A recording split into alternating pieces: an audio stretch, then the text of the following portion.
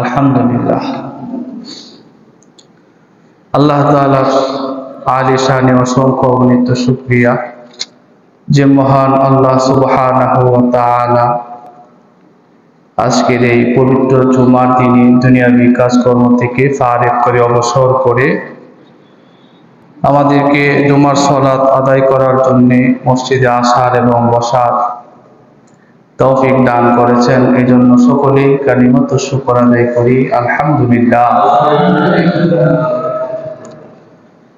লক্ষ কোটি দরুদ ও সালাম আকায়ে নামদার তাজদারে মদিনা সাইয়্যিদুল মুরসালিন রাহমাতুল লিল আলামিন মুহাম্মদুর রাসূলুল্লাহ সাল্লাল্লাহু আলাইহি ওয়াসাল্লামের প্রতি এবং তার পরিবার পরিজন সহ সমস্ত সাহাবাগণের প্রতি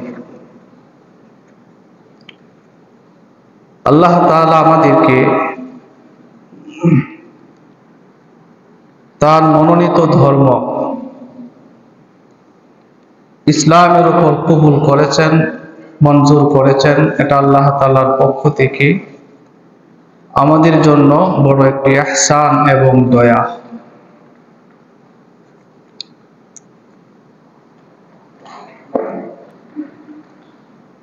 কারণ আমার আপনার মতো অনেক মানুষ এমন আছে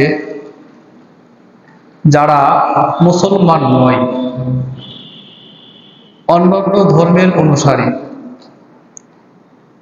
আর আমরা মুসলিম ধর্মের অনুসারী হওয়ার কারণে আমাদের নিজেদেরকে খুবই ভাগ্যবানী বলতে হবে, কারণ ইসলাম একমাত্র ধর্ম যেটা আল্লাহ তাআলার কাছে মনোনীত।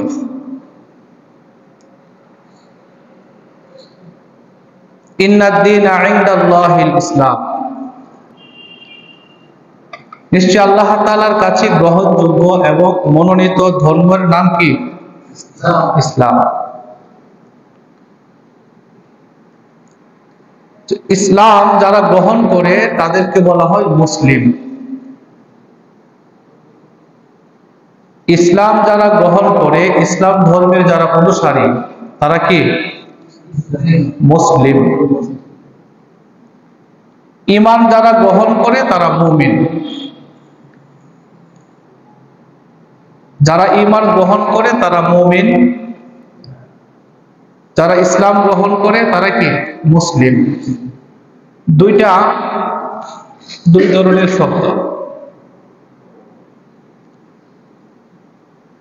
মুসলিম ওই ব্যক্তিকে বলা হয় যিনি তার সর্বস্ব আল্লাহ তাআলার কাছে সঁপে দিবেন, আত্মনিয়োগ করবেন, সারেন্ডার করবেন। মুমিন ওই ব্যক্তিকে বলা হয় যিনি আল্লাহ এবং আল্লাহ রাসূল সাল্লাল্লাহু আলাইহি সাল্লামের পদাঙ্ক অনুসরণ করবে, আল্লাহ তাআলাকে এক বলে মানবে এবং আল্লাহ কর্তৃক প্রেরিত সমস্ত হুকুম আহকামগুলোকে মনে প্রাণে বিশ্বাস করবে এবং মানবে। তাকে বলা হয় মুমিন। আল্লাহ সুবহানাহু ওয়া তাআলা মুমিনদেরকে কিছু কাজ দিয়েছেন। আমি আপনাদের সম্মুখে যে কুরআনুল কারীম থেকে সূরা নূরের 55 নম্বর আয়াত তেলাওয়াত করেছি, এর মধ্যে আল্লাহ তাআলা মুমিনদেরকে 3টা পুরস্কারের কথা বলছেন। কয়টা পুরস্কার? মনোযোগ না দিলে কিন্তু বুঝবেন না। আমি চেষ্টা করি একটা বিষয়ের উপরে আপনাদেরকে বোঝানোর জন্য। আবার এক জুমায় যদি আমার আলোচনা শেষ না হয়, পরবর্তী জুমাতে ওইটা আবার বলার চেষ্টা করি। এই জন্য একটু খেয়াল করবেন, সাথে আমি কি বলতেছি একটু উত্তর দিবেন। গত জুমার আলোচনার সাথে আজকের জুমার একটা সংযোগ আছে, শেষ পর্ব বলতে পারেন। আল্লাহ তাআলা বলেন, ওয়া'দাল্লাহুল্লাযীনা আমানু মিনকুম ওয়া আমিলুস সালিহাতি লা ইস্তাখলিফান্নাহুম ফিল আরদি কামা ইস্তাখলাফাল্লাযীনা মিন ক্বাবলিহিম। মুমিনদেরকে আল্লাহ তাআলা এই দুনিয়াতে 3টা পুরস্কার দিবেন। কাকে দিবেন? মুমিনদেরকে। কি দিবেন? তিনটা পুরস্কার। কোথায় দিবেন? এই দুনিয়াতে দিবেন। মুমিনদেরকে আল্লাহ তাআলা এই দুনিয়াতে তিনটা পুরস্কার দিবেন। আর আখিরাতের একটা পুরস্কার তো আছে, জান্নাত। আল্লাহ তাআলার সন্তুষ্টি আর জান্নাত, এটা আখিরাতের পুরস্কার। এটা বলে দিলাম কারণ দুনিয়ার পুরস্কারের কথা বলতে বলতে এটা পুরো ভুলে যাবো না। এজন্য আখিরাতে কি পাইবেন, মুমিনরা কি পাবে? আল্লাহ তাআলা মুমিনদেরকে তিনটা পুরস্কার দিবেন দুনিয়াতে, আর আখিরাতে আল্লাহ তাআলার সন্তুষ্টি, বিনিময়ে জান্নাত।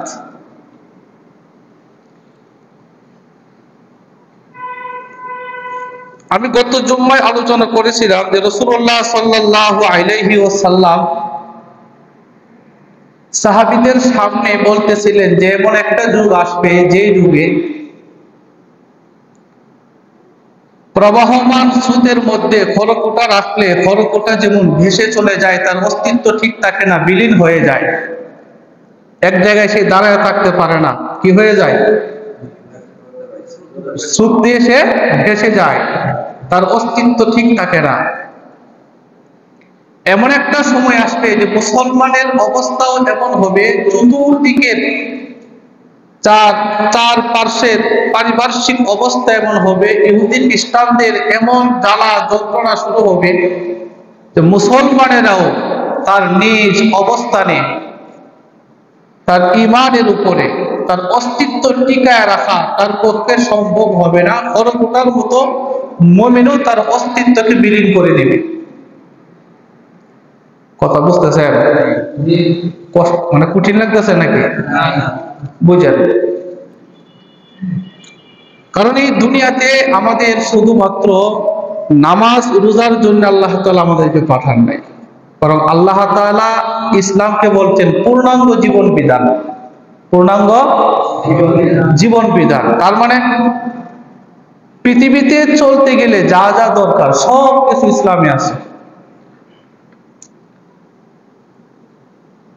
রাসূলুল্লাহ সাল্লাল্লাহু আলাইহি ওয়াসাল্লাম একটা উদাহরণ দিয়েছিলেন এভাবে, যে মানুষ যখন খাবার খাবে, সবাই মিলেমিশে একসাথে যখন খাবার খাবে, খাবার পরিবেশন হয়ে গেছে, একজন আরেকজনকে যেমন ডাকে যে আসো খাবার তৈরি হয়ে গেছে, সবাই খাবার গ্রহণ করে খাবার শুরু করে দেয়, তখন সবাই খাবার খাওয়ার জন্য কি করে? চলে আসে। সবাই কেন আসছে? খাবার খাইতে। এমন একটা সময় আসবে যে ইহুদি খ্রিস্টানেরা একে অপরকে এমন ভাবে ডাকবে যে সবাই একসাথে চলে আসো, মুসলমানকে হত্যা করতে হবে। মুসলমানকে কি করতে হবে? এমন একটা অবস্থা বর্তমানে আছে কিনা?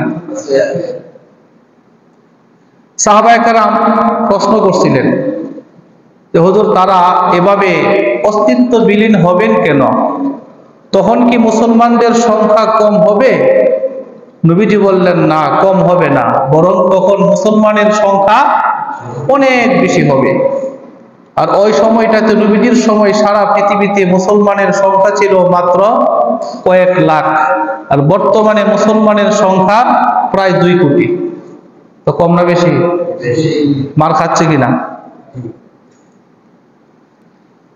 সাহাবায়ে কেরাম আবার জিজ্ঞাসা করলেন, ইয়া রাসূলুল্লাহ, মুসলমানের সংখ্যাও বেশি হবে, তাহলে ইহুদি খ্রিস্টানদের দ্বারা তারা এভাবে অস্তিত্ব বিলীন হবে কেন?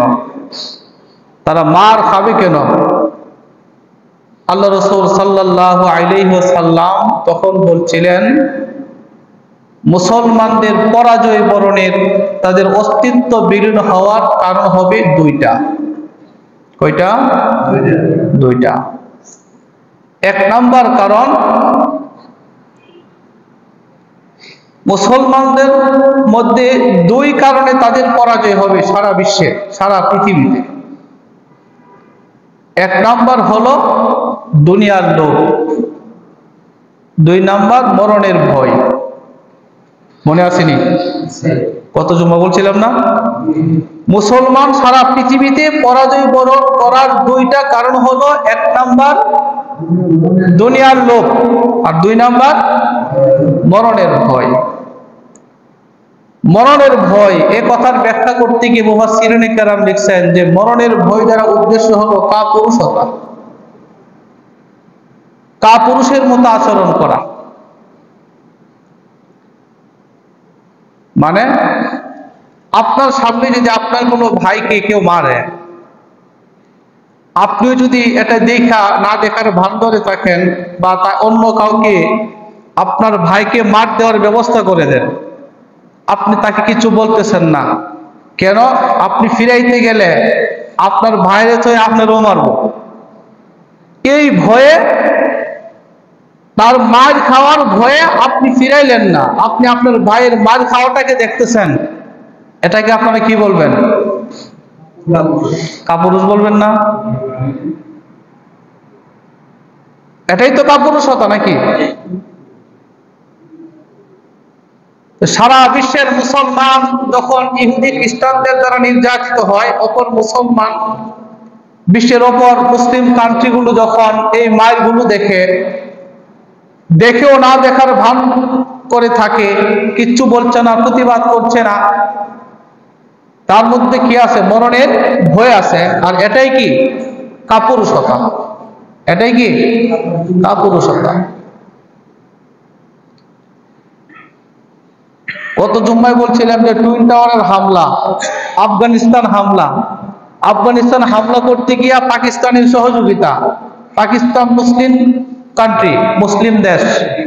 পাকিস্তানের আকাশ পথ, পাকিস্তানের স্থলপথ, জলপথ ব্যবহার করে আমেরিকানরা আফগানিস্তান হামলা করছে, সহযোগিতা করছে মুসলিম কান্ট্রি পাকিস্তান।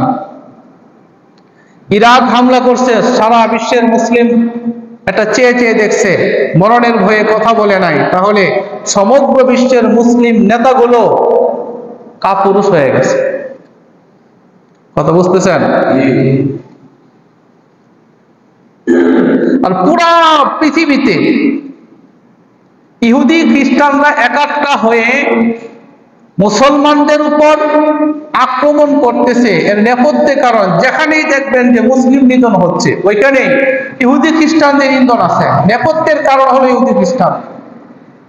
কারণ তাদের ধর্ম বিশ্বাস তাদেরকে সন্ত্রাসী হওয়া শিখায়।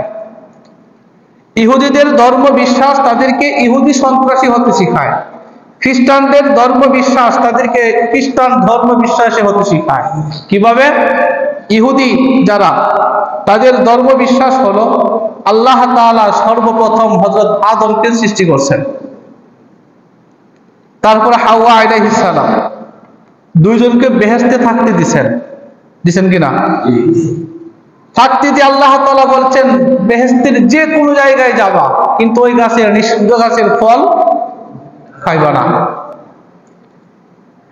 আদম আলাইহিস সালাম আল্লাহ তাআলার এই আদেশ না মেনে, আদেশ লঙ্ঘন করে সে নিষিদ্ধ গাছের ফল খাইলো। কাজে সর্বপ্রথম পাপী অপরাধী হলো আদম। আর আদম থেকে নিয়ে মুসা আলাইহিস সালাম পর্যন্ত যত নবী আসছে সব আদমের সন্তান। আদম যেহেতু পাপী, এই নবীগণও পাপী, তো পাপীর ঘরের পাপী হলো এই নবীগণ। নাউজুবিল্লাহ বলেন। এটা কাদের বিশ্বাস? খ্রিস্টানদের বিশ্বাস। কাদের বিশ্বাস? আদম থেকে নিয়ে মুসা আলাইহিস সালাম পর্যন্ত তাদেরকে খ্রিস্টানেরা বলতেছে এরা ইহুদি। এই ইহুদিরা, ইহুদিদের যে পূর্বপুরুষ, প্রথম মানব আদম, আদম যেহেতু প্রথম অপরাধ করছে, পাপী হয়েছে, আর এই পাপীর ঘর থেকে নবীগণ হয়েছে, আস্তে আস্তে ধারাবাহিকভাবে মুসা আলাইহিস সালাম পর্যন্ত আসছে। কাজেই তারা সবাই পাপী, সবাই সন্ত্রাসী। নাউজুবিল্লাহ বলে। ইহুদিরাও এটাই মনে করছে। ইহুদিদের, খ্রিস্টানদের আরেকটা ধর্ম বিশ্বাস হলো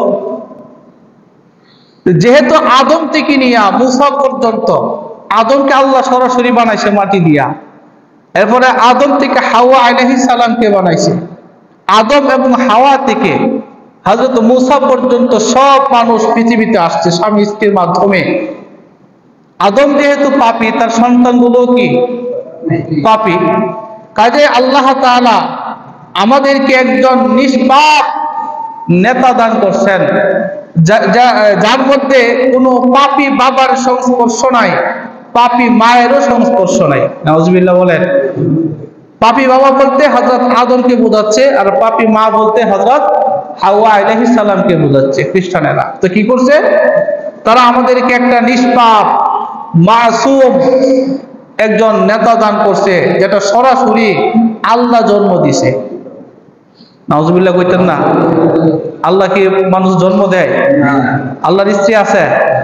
কিন্তু খ্রিস্টানেরা মনে করে তাদের যে নেতা ঈসা মসিহ, যাকে বলা হয় যীশু খ্রিস্ট, যারা তাদেরকে বলে, আর ইসলামের ভাষায় হযরত ঈসা আলাইহিস সালাম, ঈসা আলাইহিস সালাম যেহেতু বাবা আদমের কোনো গর্ভে আসে নাই, স্বামী স্ত্রীর বন্ধনের মাধ্যমে আসে নাই, বাবা ছাড়া পৃথিবীতে আসছেন, কাজে আল্লাহকে পিতা বানাই, ঈসা পয়গম্বরকে সন্তান বানাই, মারিয়াম আলাইহিস সালামকে আল্লাহর স্ত্রী বানাই। নাউজুবিল্লাহ।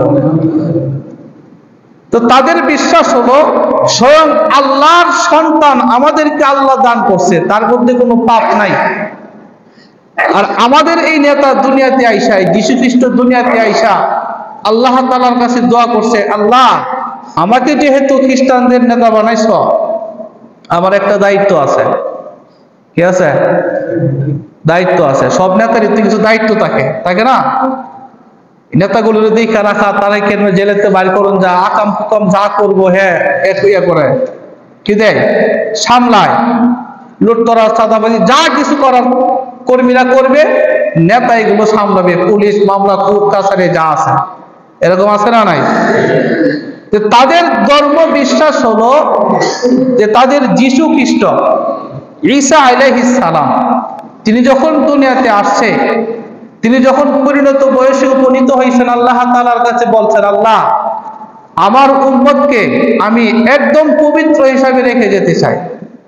তারা যত পাপ করবে, যত পাপ করতেছে, ভবিষ্যতে করবে, আমার খ্রিস্টানেরা ভবিষ্যতে যত পাপ করবে, সব পাপের বোঝা আমাকে দিয়া দেন। নাউজুবিল্লাহ বলেন না? কথা বুঝতেছেন না মনে হয়? খ্রিস্টানদের বিশ্বাস, তাদের ঈসা যীশু খ্রিস্ট আল্লাহর কাছে বলছে যে আল্লাহ আমার উম্মত যত পাপ করবে, যত গুনাহ করবে, এখন করতেছে, ভবিষ্যতে করবে, তাদের সব পাপের বোঝাগুলো কি করেন? আমাকে দিয়ে দেন।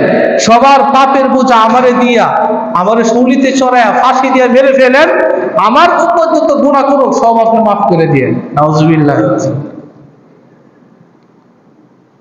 আদতে তাদের বিশ্বাস এমনই হয়েছে যে তাদের বিশ্বাস ঈসা আলাইহিস সালামকে শুলিতে চড়িয়ে হত্যা করা হয়েছে, আর খ্রিস্টানদের সব পাপ একবারে নিয়া দুনিয়া থেকে চলে গেছে। এই জন্য তারা যত খারাপ কাজ করুক, এগুলো কোনো খারাপ কামই না। যত সন্ত্রাসী কর্মকাণ্ড করবে, এই সন্ত্রাসী কর্মকাণ্ডগুলো তাদের কাছে কোনো সন্ত্রাসী কর্মকাণ্ড না। এই কথাগুলো লিখছে খ্রিস্টানদের লিখিত কিতাব, বাংলা বই কুরআনের আলোকে জাহান্নাম থেকে মুক্তি। খ্রিস্টানরা বই লিখছে কোরআনের আলোকে জাহান্নাম থেকে মুক্তির উপায়।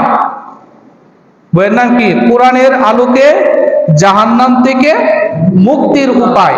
এই বইয়ে খ্রিস্টানরা লিখছে, খ্রিস্টানরা এই শিরোনামে একটা বই লিখছে, আর ওই বইয়ের মধ্যে তাদের এই মতাদর্শগুলো তুলে ধরছে।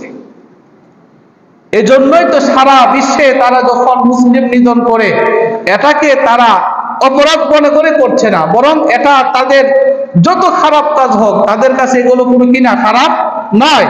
তারা আমেরিকার ইহুদিরা, খ্রিস্টানেরা আফগানিস্তান হামলা করছে কেন? সন্ত্রাস নিধন করার জন্য, সন্ত্রাস প্রতিরোধের জন্য হামলা। ইরাক হামলা করছে কেন? সন্ত্রাস প্রতিরোধের জন্য।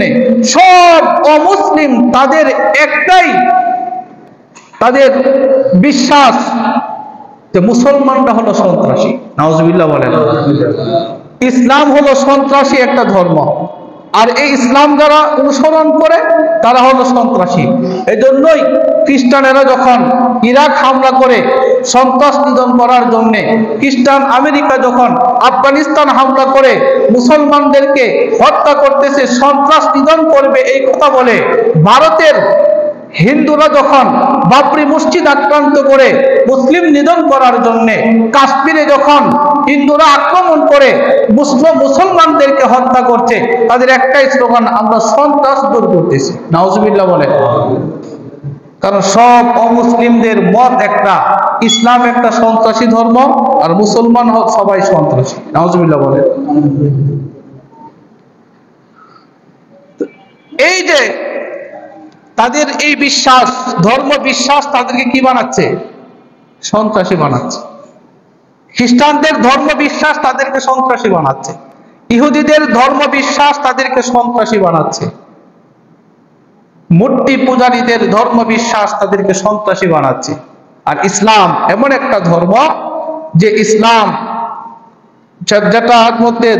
যেটার মধ্যে সন্ত্রাসী কোনো কর্মকাণ্ড নাই, বরং সন্ত্রাসকে দূর করার জন্য, চূড়ান্ত ভাবে দূরীভূত করার জন্য আল্লাহ তাআলা চূড়ান্ত ব্যবস্থা কায়েম করেছেন, সেটা হলো জিহাদ। জিহাদের মাধ্যমে সন্ত্রাস দূর করা। এজন্য আল্লাহ রাসূল সাল্লাল্লাহু আলাইহি ওয়াসাল্লাম বলছেন, পৃথিবীতে কোনো মুসলিম যদি কোনো অমুসলিমকে অন্যায়ভাবে হত্যা করেন, কোন মুসলিম যদি অমুসলিমকে, ইহুদি হোক, খ্রিস্টান হোক, হিন্দু হোক, অন্যায়ভাবে যদি কোনো অমুসলিমকে কোনো মুসলিম হত্যা করে, কিয়ামতের দিন এই মুসলিম হত্যাকারীর বিরুদ্ধে আমি আল্লাহর আদালতে মামলা দায়ের করব। সুবহানাল্লাহ বলবেন না? এই যে কথাটা, এটা কার পক্ষে গেছে? অমুসলিমদের পক্ষে না? তাদের অধিকার সংরক্ষণের জন্য না? তাদের নিরাপত্তা নিশ্চিত করার জন্য আল্লাহ রাসূল বলছেন যে কোনো মুসলিম অমুসলিমকে অন্যায়ভাবে যদি হত্যা করে, তাহলে এই মুসলিমের বিরুদ্ধে আল্লাহর রাসূল হাসরের ময়দানে মামলা দায়ের করবে। এর দ্বারা কি বোঝা যায়? অমুসলিমদের নিরাপত্তা নিশ্চিত করা হলো ইসলামের বিধান। আবার এক মুসলমান আরেক মুসলমানকে তো হত্যা করতেই পারে না, এটা ইসলামের শিক্ষা। যে ইসলাম মানুষকে নিরাপত্তা শিখায়, সেই ইসলাম কি সন্ত্রাসী ধর্ম হতে পারে? যে ইসলামের অনুসারী, যে ইসলামের প্রণেতা হযরত মুহাম্মদ সাল্লাল্লাহু আলাইহি ওয়াসাল্লাম মানুষদেরকে, গোটা বিশ্ববাসীকে সুন্দর একটা সমাজ উপহার দিয়েছিলেন, সে মুহাম্মদ সাল্লাল্লাহু আলাইহি ওয়াসাল্লাম কি সন্ত্রাসী হতে পারে? হতে পারে। তাহলে ইহুদি খ্রিস্টানেরা সারা বিশ্বে মুসলমানদেরকে হত্যা করছে কি নাম দিয়া? সন্ত্রাসী তকমা দিয়া, যে তারা সন্ত্রাসী নিধন করতেছে, এই কথা বলে তারা মুসলমানদেরকে হত্যা করতেছে। এক এলাকায় এক চোর আছিল, চোরের নাম হলো কালু মিয়া। চোরের নাম কি? কালু মিয়া। তার কাজ চুরি করা। তার কাজ কি? চুরি করা। সে একদিন বাজারে গেছে, গিয়ে দেখে দোকানদার তার ক্যাশে বৈশা বিকাল বেলা হিসাব করতেছে, সারা দিন কি বেচা কেনা করছে, লাভ কত হয়েছে, ক্যাশে বৈশা টাকা পয়সা গুলো গণতেছে।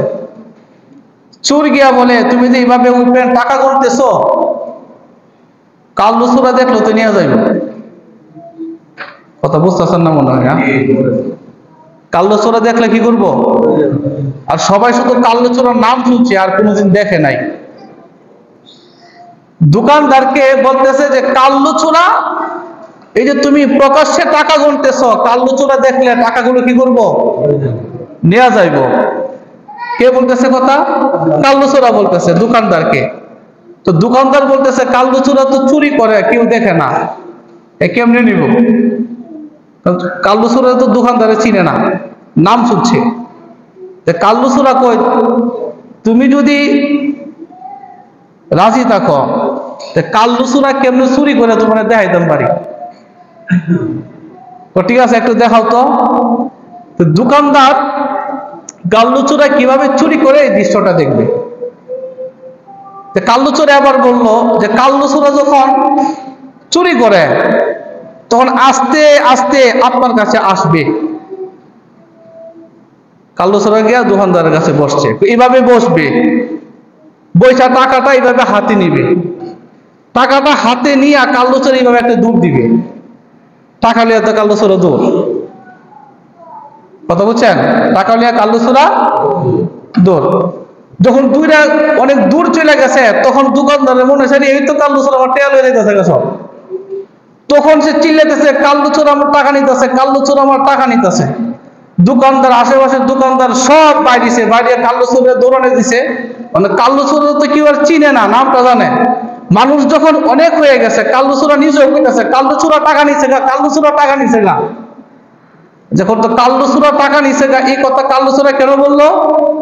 কাল্লু চোরারে কেউ চিনে না, সেও যদি তাদের সাথে স্লোগানটা দেয় সে যে চোর কেউ জানতে পারবে না, কেউ বুঝতেও পারবে না যে একজন চোর। কথা ঠিক কিনা? সারা বিশ্বের সন্ত্রাসীরা, ইহুদি সন্ত্রাসী, খ্রিস্টান সন্ত্রাসী মুসলমানদেরকে নিধন করতেছে, হত্যা করতেছে, সন্ত্রাসীর তকমা লাগায়া মুসলমানদেরকে সন্ত্রাসী বলতেছে। কেন নিজেরা সন্ত্রাসী করে মুসলমানদেরকে সন্ত্রাস বলতেছে? কারণ হইল সে যেন বুঝাইতে পারে সারা বিশ্বকে আমরা সন্ত্রাসী না, আমরা সন্ত্রাসী না। এই কাল্লু চোরের কাহিনীর মতোই ঘটনা ঘটাচ্ছে সারা বিশ্বের ইহুদি এবং খ্রিস্টানেরা। কথা বুঝতে পারছেন? তো সন্ত্রাস মূলত কি? মুফাসসিরিনে কেরাম বলছেন সন্ত্রাস হয় তিন ধরনের: দলবদ্ধতা, অস্ত্রের ব্যবহার, নির্দোষের উপর হামলা। খেয়াল করেন, দলবদ্ধভাবে নির্দোষের উপর অস্ত্র দিয়ে হামলা করার নাম হলো সন্ত্রাস। দলবদ্ধভাবে নির্দোষের উপরে, না দোষীর উপরে, নির্দোষের উপরে অস্ত্র দিয়ে হামলা করার নাম সন্ত্রাস। এই সন্ত্রাস ইসলামের ঘৃণিত একটা জিনিস। এই সন্ত্রাস শুধু ব্যক্তি বা নিজ পরিবারকে ধ্বংস করে না, সমাজ, রাষ্ট্র, সারা বিশ্বের মধ্যেই সন্ত্রাস তার হিংসার আগুন জ্বালায় দেয়, সারা বিশ্বটাকে ছারখার করে ফেলে। এই সন্ত্রাসের কবলে পড়ে অনেক অসহায় মানুষ একদম নিঃস্ব হয়ে যায়।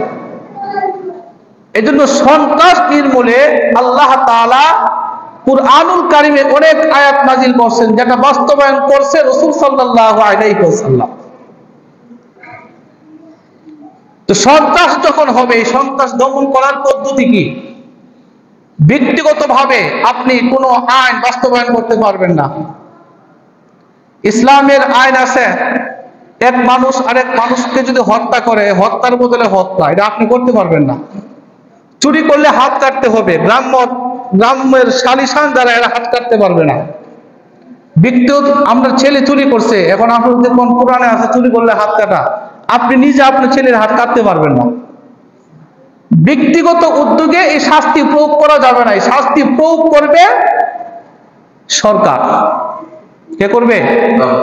সরকারি শাস্তি প্রয়োগ করবে। তো সন্ত্রাসী কর্মকাণ্ডকে দমন করতে হলে চারটা পদ্ধতি আছে। কয়টা পদ্ধতি? অপরাধ চার ধরনের। এই সন্ত্রাস কর্মকাণ্ড হয় চার ভাবে, এটা দূর করার পদ্ধতিও চারটা, এবং এই পদ্ধতিগুলো বাস্তবায়ন করবে সরকার। ইসলাম এই দিক নির্দেশনা সরকারকে দিয়েছে। এখন সরকার যেই থাকুক, তারা যদি ইসলামের এই হুকুমগুলো শুধুমাত্র পরীক্ষামূলকভাবে ব্যবহার করে, যেই সমাজে, যে রাষ্ট্রে এই বিধিবিধানগুলো প্রয়োগ করবে, ওই সমাজ বা রাষ্ট্রে সন্ত্রাসী কর্মকাণ্ড কখনো হবে না। এখন আমরা তো ইসলামের হুকুম মানি না, আমরা শুধু নামাজ আর রোজাকে ইসলামের হুকুম মনে করি। ইসলামে যে আরো অনেক আইন আছে, দণ্ডবিধি আইন আছে, জিনার শাস্তি আছে, ব্যভিচারের শাস্তি আছে, চুরির শাস্তি আছে, সুদখোরের শাস্তি আছে, ঘুষখোরের শাস্তি আছে, এগুলো আমরা মনেই করি না যে ইসলামে এগুলো আগে গেলি।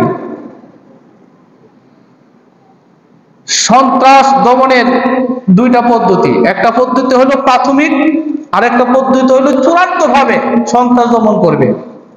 প্রাথমিক পদ্ধতি হলো এই যে সন্ত্রাসের ধরনটা হোক যদি এমন হয় যে সন্ত্রাসী কাউকে হামলা করছে, হামলা কইরা তারে মেরে ফেলছে, তার বাড়িঘর লুণ্ঠন করছে, বাড়িঘরে যা কিছু আছে সবকিছু নিয়ে গেছে, এটা এক ধরনের সন্ত্রাসী। এমন হয় না? যদি এমন কেউ করে, হামলা কইরা খুন করছে, খুন কইরা সবকিছু লুণ্ঠন কইরা, বুঝতেছেন না, খুন কইরা সবকিছু লুণ্ঠন করে নিয়ে গেছে, তার শাস্তি আল্লাহ তাআলা কুরআনুল কারীমে বলছেন, তার শাস্তি হলো তাকে শুলিতে চড়াইয়া ফাঁসি দিয়া তাকে মেরে ফেলতে হবে, হত্যা করতে হবে। এটা কি আমার আপনার দ্বারা সম্ভব? এটা আমার এই শাস্তি প্রয়োগ করবে কে? সরকার। তাহলে সন্ত্রাসী হামলা করবে, খুন করবে, লুণ্ঠন করে মালপত্র সব নিয়ে যাবে। 2 নাম্বার, সন্ত্রাসী শুধু খুন করবে, লুণ্ঠন করবে না, মাইরে গেছে গা, কোনো কিছু নেই নাই। তার শাস্তি হলো তাকে স্বাভাবিকভাবে হত্যা করবে, হত্যার বদলে হত্যা, শুলিতে চড়াইবে না। 3 নাম্বার, সন্ত্রাসী লুণ্ঠন করে জিনিসপত্র নিয়ে গেছে, খুন করে নাই। লুণ্ঠন কইরা জিনিসপত্র যা আছে সব কি নিয়ে গেছে, ব্যক্তিকে খুন করে নাই। তার শাস্তি হলো সে যেহেতু ডাকাতি করছে, এই জন্য তার এক হাত কাটতে দিতে হইব, আর এক পাও কাটতে দিতে হইব। যদি ডাইন হাত কাটে তো বাম পা কাটতে হইব, আর যদি বাম হাত কাটে তাহলে ডান পা কাটতে দিতে হইব। এটা ইসলামের বিধান। এই আইন প্রয়োগ করবে সরকার। কে করবে? সরকার। 4 নাম্বার হলো সন্ত্রাস হামলা করে, খুন লুণ্ঠন কিছুই করছে না, মারতেও পারছে না, লুণ্ঠনও করতে পারছে না, কিছু করতে পারে নাই। হামলাটা করছেন কিন্তু সেভ করতে পারছে না, মারতেও পারে নাই, কোনো কিছু নিতেও পারে নাই। তখন তাকে জেলখানায় আবদ্ধ করে রাখতে হবে। এটা হলো প্রাথমিক পর্যায়। সন্ত্রাস বা অপরাধ দমনের প্রাথমিক পর্যায় হলো কি এটা। যখন সরকারের পক্ষ থেকে এই সন্ত্রাসগুলোকে গ্রেফতার করার জন্য বাহিনী পাঠাইতে গেলে অনেকে গলুমিশি করে না, বাহিনীর সাথে তো কিছু কতক্ষণ গোলাগুলি হয়ে যায়, বাহিনীকে ধরতে যায়, তখন কি করবে? তখন তাকে আর গ্রেফতার করা হবে না, তখন সরকারের অনুমতিক্রমে সরকারের বাহিনী এই অপরাধীদেরকে নির্মূলে একদম ধ্বংস করে দেওয়ার জন্য যে ব্যবস্থা নেওয়া হয়, সেই ব্যবস্থার নাম হলো জিহাদ ফি সাবিলিল্লাহ। আল্লাহর আইন বাস্তবায়নের জন্য সন্ত্রাসীদেরকে একেবারে জায়গায় হত্যা করে ফেলা, এটা হলো জিহাদ। এই ব্যবস্থাটাকেই বিশ্বের সব ইহুদি খ্রিস্টানেরা ইসলামের এই জিহাদ নামক ইবাদতটাকেই সন্ত্রাসী কর্মকাণ্ড বলে আখ্যায়িত করে। জিহাদ এটা একটা ইবাদত, জিহাদ এটা কি একটা ইবাদত। ইসলামে জিহাদ ব্যবস্থা প্রণয়ন করছে, এর কারণ আছে। মানুষের শরীরে অসুস্থ হয় কিনা, বিভিন্ন দেহের মধ্যে পচন ধরে কিনা, পচন ধরে না মনে হয়? আপনার হাতে যদি পচন ধরে, ডাক্তার বলছে এটা এমন ফসাফ হচ্ছে, একটু কাটা লাইতে হইব। যদি এটা না কাটে তাহলে পুরো হাত কি হয়ে যাইব? আক্রান্ত হয়ে যাইব। অথবা হাত এমন ফসাফ হচ্ছে, এই হাত কাটা লাইতে হবে একটু, যদি হাত না কাটে পুরো শরীর আক্রান্ত হয়ে যাইব। অথবা পায়ের মধ্যে কিছু একটা হয়েছে, বুঝা গেছে ক্যান্সার হয়ে গেছে, এই ক্যান্সার আক্রান্ত জায়গাটাকে কেটে ফেলতে হবে। যদি এই ক্যান্সার আক্রান্ত জায়গা কেটে না ফেলে তাহলে পুরা শরীর আক্রান্ত হয়ে যাবে। এখন কি করবেন? আঙ্গুলটা কাটবেন না পুরা হাত আপনার নষ্ট করবেন? হ্যাঁ, আঙ্গুল কাটতে হবে না? যে ইসলামে জিহাদ এমন একটা ব্যবস্থা যে আল্লাহ তাআলার কাছে গোটা বিশ্বের সমাজ ব্যবস্থা হলো একটা দেহের মতো। এই সমাজ নামক দেহের মধ্যে যখন ক্যান্সার আক্রান্ত হয়ে যায়, আর এই ক্যান্সার আক্রান্ত হওয়ার বিষয়টাই হলো সন্ত্রাস। যারা সন্ত্রাস করে এরা হলো এই সমাজ নামক দেহের একটা ক্যান্সার, আর জিহাদ হলো সেই ক্যান্সার প্রতিরোধের একটা চূড়ান্ত ব্যবস্থা। তো আল্লাহ তাআলা সমাজ থেকে এই সন্ত্রাস নামক ক্যান্সার দূর করার জন্য জিহাদ নামক ঔষধ দিয়েছেন মুসলমানদেরকে, যে এই জিহাদের মাধ্যমে সমাজ রাষ্ট্র থেকে সন্ত্রাস নামক ক্যান্সারকে দূর করতে হবে। এই জন্য আল্লাহ তাআলা রাসূল সাল্লাল্লাহু আলাইহি সাল্লামকে এই জিহাদের আদেশ করছেন। তো মুসলমানরা যখন জিহাদের কথা বলে, তখনই ইহুদি খ্রিস্টানেরা মুসলমানদেরকে জঙ্গিবাদ বলে। এজন্য সন্ত্রাস আর জঙ্গিবাদ এই কথাটাকে তারা দুই ভাবে ব্যাখ্যা করে। তারা সন্ত্রাস বিষয় ব্যবহার করে সাধারণ মানুষের উপরে, আর জঙ্গিবাদ শব্দটাকে ব্যবহার করে দাড়ি টিপওয়ালাদের উপরে। কথাটা বুঝতেছেন? আপনারা কি মুসলমান না? যে আপনাদের যাদের দাড়ি নাই তারা যদি কোনো সন্ত্রাসী কর্মকাণ্ড করতে সন্ত্রাস শব্দটাকে তাদের উপর প্রয়োগ করে, আবার দাড়ি টিপওয়ালাদেরকে জঙ্গিবাদ বইলা প্রচার করে। মূলত জঙ্গিবাদী সন্ত্রাস, সন্ত্রাসী জঙ্গিবাদ, আলাদা কোনো শব্দ না। এই সন্ত্রাস বা জঙ্গিবাদ যেই অপরাধের সাথে জড়িত তাকে সন্ত্রাস বলা হবে, তাকে জঙ্গিবাদ বলা হবে।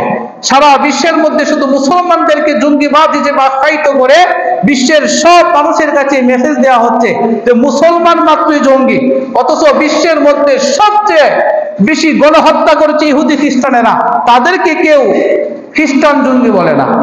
বলছে কেউ? বলে না। এই যে বিষয়গুলো সারা বিশ্ব থেকে মুসলমানদেরকে যখন সন্ত্রাস নির্মূলের তকমা দিয়া মুসলমানদেরকে হত্যা করতেছে, বিশ্বের সব মুসলিম কান্ট্রিগুলো চায় চায় দেখতেছে। এই চায় চায় দেখার কারণ কি? তাদের ভিতরে দুনিয়ার লোভ ঢুকছে আর মরণের কি ঢুকছে? ভয় ঢুকছে। আর মরণের ভয় ঢুকার অপর নাম হলো কাপুরুষতা। দুনিয়ার লোভ তিন প্রকার। দুনিয়ার লোভ তিন প্রকার। এক প্রকার লোভ হলো হুব্বে জাহ, আরবিতে বলা হয় হুব্বে জাহ। সেটা হলো মান সম্মানের লোভ, পদ পদবীর লোভ। মান সম্মানের লোভ, পদ পদবী, কর্তৃত্ব, ক্ষমতার লোভ। এটা হলো এক নম্বর লোভ। আরেকটা হলো হুব্বে মাল, ধন সম্পদের লোভ। আরেকটা লোভ হলো হুব্বুন নিসওয়ান, হুব্বে নিসওয়ান, নারীর লোভ। তো মুসলমানদের মধ্যে হুব্বে যা, পদ পদবীর লোভ আছে না নাই? অথচ আল্লাহ রাসূলের স্পষ্ট হাদিস, যে ব্যক্তি নিজে থেকে চায় আমাকে অমুক পদ দেওয়া হোক, আমাকে অমুক নেতৃত্ব দেওয়া হোক, সে অভিশপ্ত। সে কি? যে নিজ থেকে চায় যে আমাকে অমুক একটা পদ দেখ, অমুক কর্তৃত্ব দেখ, আমাকে অমুক নেতা বানাক, আমাকে সভাপতি বানাক, সেক্রেটারি বানাক, এরকম লোভ যদি মনের ভিতরে থাকে তাহলে আল্লাহ রাসূল বলছেন সে অভিশপ্ত। সে কি? অভিশপ্ত। যে সমগ্র বিশ্বের মুসলমানদের মধ্যে যে কান্ট্রিগুলো আছে, সব মুসলমান প্রধানের মধ্যে এই লোভটা আছে না নাই? আর নয়তো পাকিস্তানের পারভেজ মুশাররফ সে আমেরিকাকে অনুমতি দিয়েছে পাকিস্তান ব্যবহার করে আফগানিস্তান হামলা করার জন্য। কারণ একটাই ছিল দুনিয়ার লোভ। কারণ সে যদি অনুমতি না দেয় তাহলে তার উপর আক্রমণ করবে, এ একটা ভয়। আবার দুনিয়ার লোভ আছে, মান সম্মান, তার যে দায়িত্ব আছে এই দায়িত্বের লোভ আছে। এই লোভের কারণে সে অনুমতি দিয়েছে। কথা ঠিক কিনা? তো মুসলমানদের মধ্যে এই লোভটা আছে, মান সম্মানের লোভ, দায়িত্ব, পদ পদবী পাওয়ার লোভ। এই পদ পদবী পাওয়ার জন্য লাখ লাখ টাকা খরচ করা হয়। হয় কি হয় না? সামান্য একটা পদ নিব, ওয়ার্ডের পদ, লাখ লাখ টাকা খরচ। এর লোভ তিন প্রকার। এর মধ্যে এক নাম্বার লোভ হলো হুব্বে যা, মান সম্মানের লোভ আর পদ নেওয়ার লোভ। এই লোভ মুসলমানদের মধ্যে ঢুকছে বললেই মুসলমানের সামনে আরেক মুসলমান আক্রান্ত হলে মুসলমান চুপ থাকে। আরেকটা লোভ হলো হুব্বে মাল, ধন সম্পদের লোভ। এই ধন সম্পদের লোভের লোভ এমন ভাবে হয়েছে, এই ধন সম্পদের কারণে, এই লোভের কারণে আমরা আমাদের নিজের আত্মীয় স্বজনকে পর্যন্ত ভুলে যাই। হয় কি হয় না? আরে পোলা তার বাবারে বাপ বইলা ডাকে না সম্পদের জন্য। পোলা তার বাবারে কি ডাকে না? বাপ বইলা ডাকে না। এই যে মালের লোভ। আর একটা হলো হুব্বে নিসওয়ান, মহিলাদের প্রতি আসক্ত হওয়া, নিজের স্ত্রী থাকা সত্ত্বেও পরনারীর প্রতি আসক্ত হওয়া। এই যে এই লোভগুলো যখন থেকে মুসলমান নেতাগণের মধ্যে চলে আসছে, দুনিয়ার লোভ, ওই ধন সম্পদের লোভ, মহিলাদের লোভ, এই লোভ চলে আসার পর থেকে আল্লাহ তাআলা খেলাফত নামক যে জীবন ব্যবস্থা গোটা বিশ্বে চালু ছিল, এই খেলাফত দুনিয়া থেকে বিদায় হয়ে গেছে, গণতন্ত্র দেশে প্রতিষ্ঠা হয়েছে। 100 বছর আগে খেলাফত ব্যবস্থা ছিল, আজ থেকে 100 বছর আগে খেলাফত ব্যবস্থা ছিল, মানে কোরআনের আইন জারি ছিল। এই জন্য মুসলমানদের উচিত তার সব দিক দিয়া একমাত্র কার হুকুম পালন করতে হবে? আমি যে আয়াতটা বলছিলাম যে আল্লাহ তাআলা বলছেন মুসলমান ঈমানদারদেরকে আল্লাহ তাআলা দুনিয়াতে 3টা পুরস্কার দিবেন, আর আখিরাতে একটা পুরস্কার, সেটা হলো জান্নাত। দুনিয়ার পুরস্কার হলো, আল্লাহ তাআলা বলছেন দুনিয়ার পুরস্কারটা হলো লা ইয়াস্তাখলিফান্নাহুম ফিল আরদি কামাস্তাখলাফাল্লাযীনা মিন ক্বাবলিহিম, যে দুনিয়াতে মুমিনদেরকে আমি পুরা বিশ্বের শাসন ক্ষমতা দিব। আল্লাহ তাআলা বলছেন মুমিনদেরকে পুরা বিশ্বের শাসন ক্ষমতা মুমিনদেরকে দিবেন, একটা পুরস্কার। বলেন তো পুরা বিশ্বের শাসন ক্ষমতা কি মুমিনদের মধ্যে আছে? আল্লাহ কি মিথ্যা কইছে? কথা বুঝবেন, আল্লাহ তাআলা কি মিথ্যা বলছে? ওই যে আমরা তো কোরআন শরীফের শুধু মানুষ পড়লে খতমের জন্য দোয়া পড়াই, তো কোরআনে যে আল্লাহ এই কথা বলছে আমরা কিছু জানিই না। জানি এগুলা? পড়লেও জানো, পড়লেও আমরা জানো, আর আমরা যারা বলি তখন আমরা তো শত্রু হয়ে যাই মানুষের। আল্লাহ বলছেন গোটা বিশ্বের মুসলমানদেরকে গোটা বিশ্বের শাসন ক্ষমতা দেব। 2 নাম্বার পুরস্কার আল্লাহ বলছেন ওয়ালা ইউমাক্কিনান্না লাহুম দীনাহুম, আমি গোটা বিশ্বের মধ্যে ইসলামকে বিজয়ী করব। গোটা বিশ্বে আল্লাহ ইসলাম বিজয়ী করবে। বলেন তো গোটা বিশ্বে কি ইসলাম বিজয়ী আছে? নাই। তাহলে কি আল্লাহ মিথ্যা বলছে? হ্যাঁ, আল্লাহ তাআলা বলছেন আমি ওয়াদা দিলাম, আমি প্রতিশ্রুতি দিলাম, আমি আল্লাহ ওয়াদা করলাম যে গোটা বিশ্বের মুসলমানদেরকে গোটা বিশ্ব শাসন করার ক্ষমতা দিব। গোটা বিশ্বের মুসলমানদের জন্য গোটা বিশ্বে ইসলামকে আমি বিজয়ী করব। 3 নাম্বার পুরস্কার আল্লাহ তাআলা বলছেন ওয়ালা ইউবাদদিলান্নাহুম মিন বাদি খাউফিহিম আমনা, গোটা বিশ্বের কাফের শক্তি থেকে মুমিনদেরকে আমি নিরাপত্তা দিব। মুমিনরা কি এখন নিরাপদে আছে না মার খাইতেছে? একটা তো হইছে না। আল্লাহ যে বলছে আমি ওয়াদা করতেছি মুমিনদেরকে তোমাদেরকে পৃথিবীতে 3টা পুরস্কার। একটা পুরস্কার গোটা বিশ্বের শাসন ক্ষমতা মুমিনদেরকে দিবে। 2 নাম্বার পুরস্কার গোটা বিশ্বে ইসলামকে আল্লাহ বিজয়ী করবে। 3 নাম্বার পুরস্কার গোটা বিশ্বের কাফের শক্তি থেকে মুসলমানদেরকে নিরাপত্তা দিব। তো আল্লাহ বলছেন আমি ওয়াদা করতেছি। আল্লাহর ওয়াদা কি আল্লাহ বরখেলাফ করেন? হ্যাঁ, অথচ আমরা পড়ি ইন্নাল্লাহা লা তুখলিফুল মিআদ, আল্লাহ তাআলা কখনো ওয়াদা ভঙ্গ করেন না। আমরা আজানের পরে দোয়া করি না, ওই দোয়ার মধ্যে শেষ কান্দা আছে না ইন্নাকা লা তুখলিফুল মিআদ, নিশ্চয় আপনি প্রতিশ্রুতি কি করেন না, ভঙ্গ করেন না। আল্লাহ যে বলছে 3টা পুরস্কার দুনিয়াতে দেব, এই 3টা পুরস্কার তো সবাই চায় না? আর নেতা তো সবাই হইতো পুরা বিশ্ব শাসন করতে তো সবারই মন একটা ওয়ার্ডের পদ লইতো মারামারি, একটা মাইরালা, আর গোটা বিশ্বের শাসন ক্ষমতা যদি সে পায় সে তো কি যে করবো। আল্লাহ যে ওয়াদা দিল, ওয়াদা তো একটা পুরো হইল না। হয়তো আল্লাহ মিথ্যা বলছে? কি বলেন? আল্লাহ তাআলা কি মিথ্যা বলেন? বলেন না। কেন দেয় না তাহলে? কেন এই 3টা পুরস্কার মুমিনরা পায় নাই? আল্লাহ বলছেন ওয়াদাল্লাহুল্লাযীনা আমানু মিনকুম ওয়া আমিলুস সলিহাত, মুসলমানদেরকে তখনই আমি এই 3টা পুরস্কার দিব যদি সে আমার একটা শর্ত মানে। কয়টা শর্ত? শর্ত কয়টা? পুরস্কার কয়টা? 3টা। একটা কাম করে যদি 3টা পুরস্কার পা, তো মুমিন যদি একটা কাম করতে পারে আর পুরস্কার পায় 3টা, সমস্যা আছে কোনো? তা আমরা তো করি না। একটা কাম কি আল্লাহ বলছেন মুমিন যারা, প্রথমে কি মুমিনদেরকে আল্লাহ দিবেন কি ওয়া আমিলুস সলিহাত, মুমিন হইছো এবার ভালো হয়ে যাও। কি হয়ে যাও? ভালো হয়ে যাও। এবার ভালো হইতে হইব। খারাপ সুর, গাঁজাখোর, মদখোর এগুলোর আল্লাহ পুরা বিশ্বের শাসন ক্ষমতা দিবে না।